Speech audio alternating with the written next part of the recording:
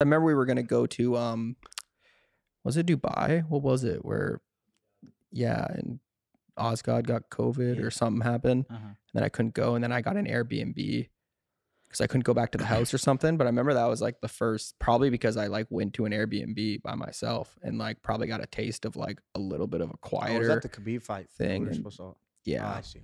And that was like kind of a, I don't know, definitely. Like you'd almost didn't think that like that's an option. You're like, nah, dude, you got to live with fucking 14 dudes and keep going. It's a lot of dudes. It's a lot of dudes, man.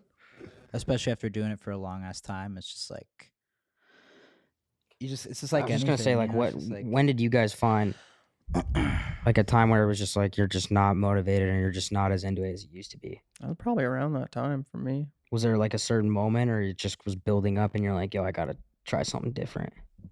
Yeah, for me, it was just building up around that time for a while, I think. But it was also a mixture of a lot of things. I think like I just wasn't like in a good headspace. So I just fucking had to figure out some shit.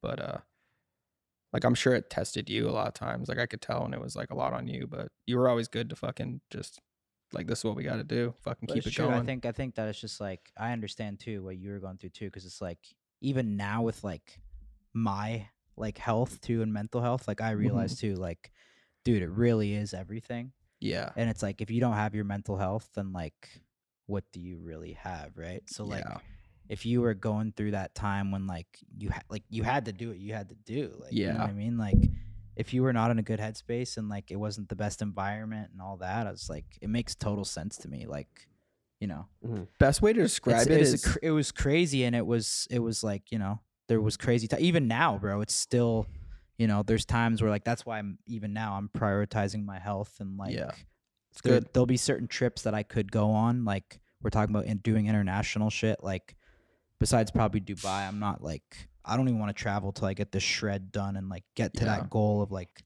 November's when it ends. Like I want to get healthy and like put that first, because dude, even with the shit now, like with Happy Dad and shit, there's a lot of temptations, right? And like we could easily slip up and go down that lane too. So like I totally get, like, I get it. It makes sense to me.